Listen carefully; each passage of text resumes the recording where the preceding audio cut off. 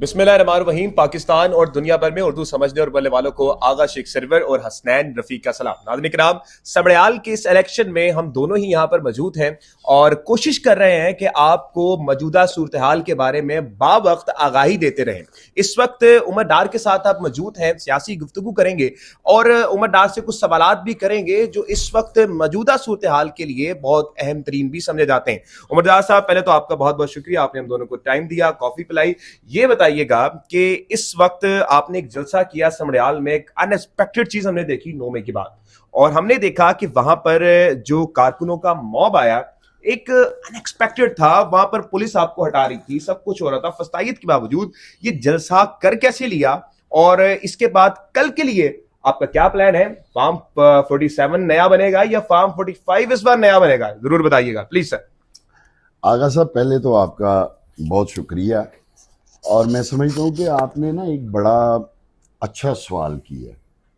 ये भी जो इलेक्शन में ये कल जलसा हुआ है, मैं समझता हूँ कि न सिर्फ कल जलसा हुआ है बल्कि इस जो पूरी इलेक्शन मुहिम में जो एक सियासी माहौल बना है, जिसमें जलसे हुए हैं, कॉर्नर मीटिंग्स हुई हैं, रैलीज हुई हैं, इससे पॉलिटिकली सियासी माहौल जो है मैं समझता हूँ वो बेहतर हुआ है।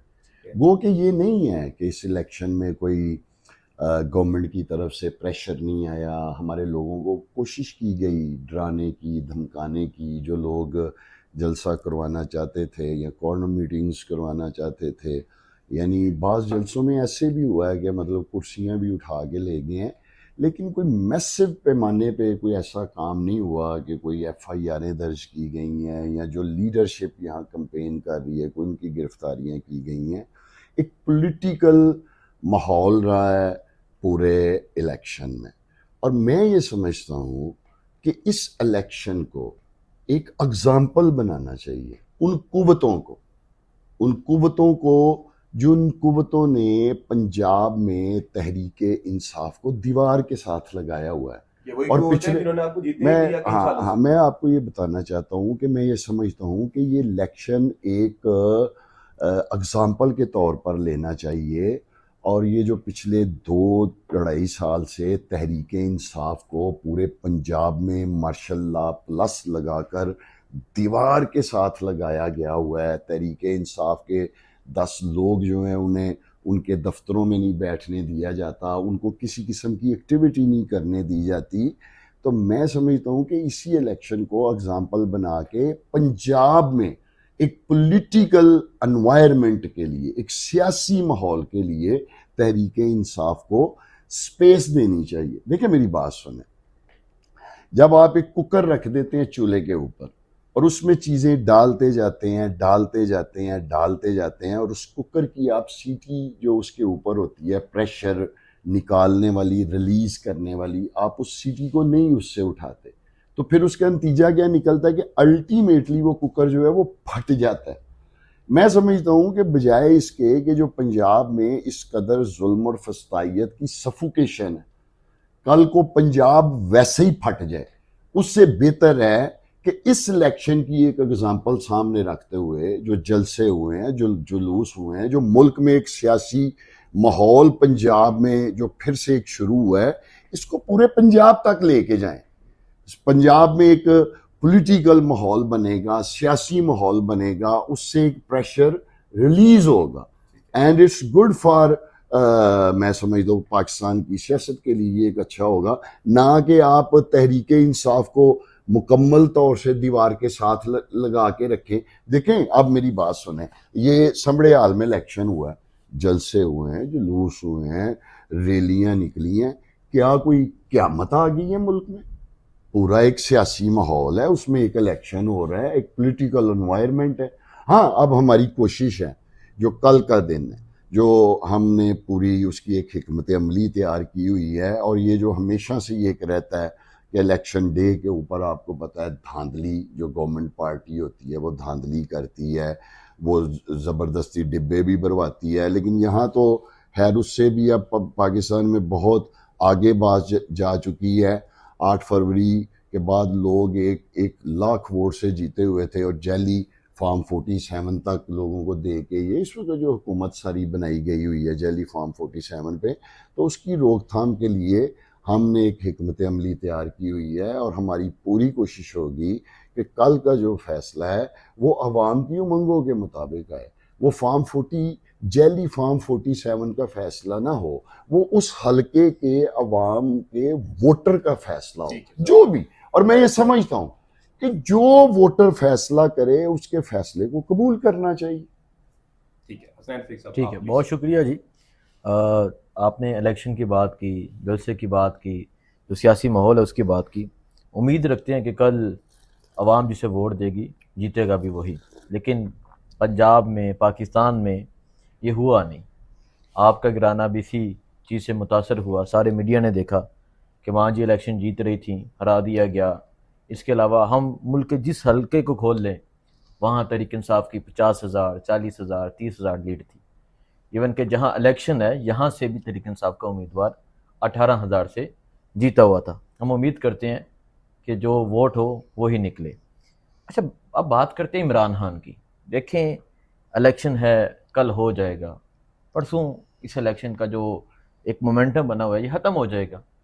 لوگوں کا بیسک جو کویسچن ہے وہ ہے عمران خان کی رہائی، کہ خان کب باہر آئے گا.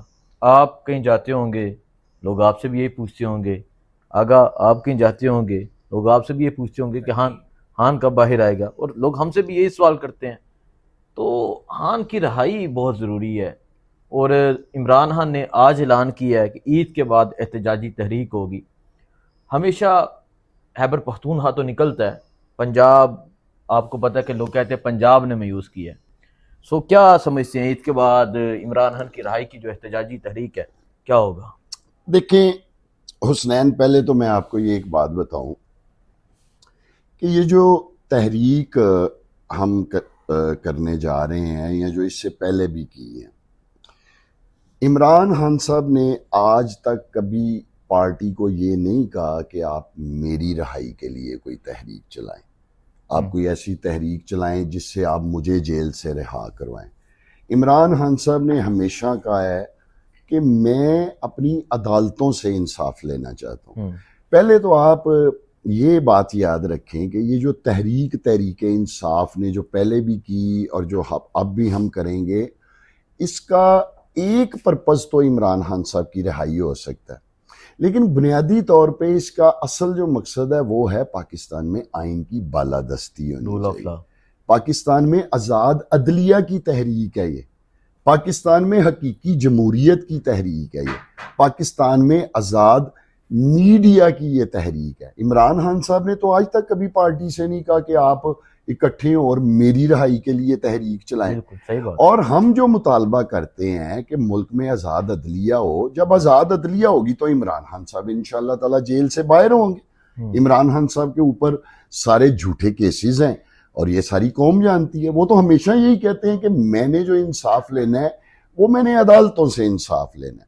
اب ہماری تحریک ایک آئین کی جو بالادستی ہے اس کی تحریک ہے، ایک میڈیا کی آزادی کی تحریک ہے، ایک آزاد عدلیہ کی تحریک ہے، ایک حقیقی جمہوریت کی تحریک ہے. اور ابھی میں چند روز قبل دیکھ رہا تھا، پہلے جاوید ہاشمی جو بزرگ سیاستدان ہیں، انہوں نے بھی کہا کہ وہ اس میں کردار ادا کریں گے. میں ان کی ایک سٹیٹمنٹ سن رہا تھا جس میں انہوں نے کہا ہے کہ میں بھی اس تحریک کا حصہ بنوں گا.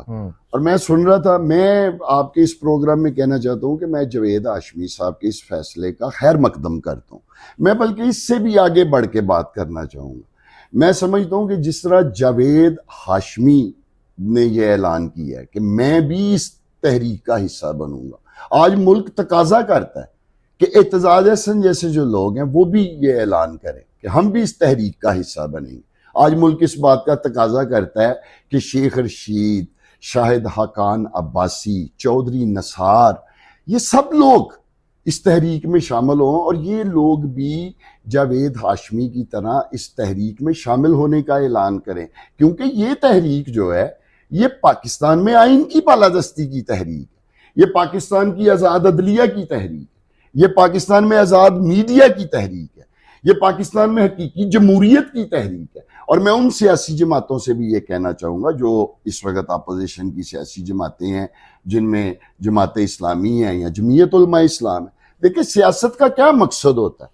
آپ لوگ اگر پاکستان میں سیاست کر رہے ہیں تو اس کا کیا مقصد ہے؟ اگر آج آپ کے پاکستان میں عدلیہ آزاد نہیں ہے، آپ کا میڈیا آزاد نہیں ہے، آپ کی حقیقی جمہوریت نہیں ہے، آپ کے ملک میں آئین کی بالادستی نہیں ہے، اور آپ ایک جلوس نکال کے لے جاتے ہیں ایک ایسی حکومت جو کہ جیلی فارم 47 کی، اور اس کے آگے جا کے مطالبہ کرتے ہیں جی یہ بجلی سستی کر دے.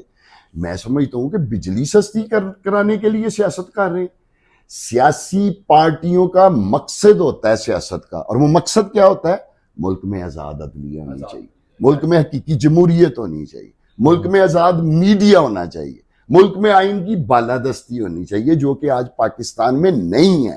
لہٰذا میں سمجھتا ہوں کہ چاہے وہ جماعت اسلامی ہے، وہ جمعیت علماء اسلام ہے، یا کوئی بھی ایسی جماعت جو اس وقت حکومتی اتحاد کا حصہ نہیں ہے، اس کو اس تحریک کا حصہ بننا چاہیے.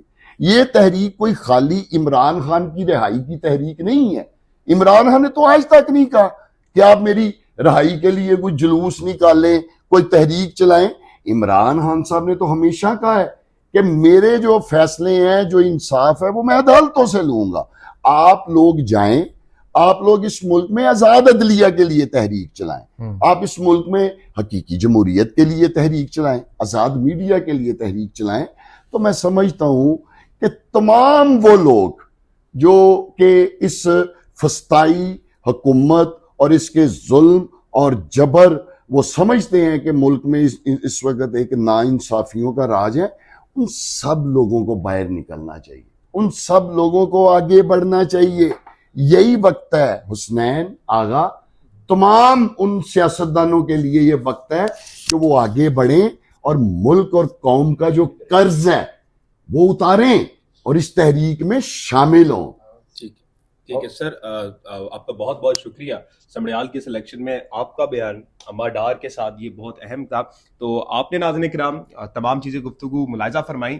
ابھی اس وقت جو مین چیز ہے وہ سمڑیال کا الیکشن ہے، اور اس کے بعد ناظرین کرام جو بتایا جا رہا ہے عمران خان کی طرف سے کہ اس بار کی جو تحریک ہوگی وہ میں خود لیڈ کروں گا. جو کہ ناظرین کرام اس بار نہ تو معذرت کے ساتھ کوئی چائے پینے جائے گا، نہ تو کوئی ناظرین کرام گھر جائے گا. اس مرتبہ صرف خان ہوگا اور خان کا فیصلہ چلے گا. دیکھنا یہی ہے کہ اس بار کا جو احتجاج ہے وہ کیا موڑ لیتا ہے. مجھے اجازت، ملتے ہیں اگلی ویڈیو میں. حسنین رفیق اور آغا کی طرف سے آپ کو اللہ حافظ. پاکستان زندہ باد.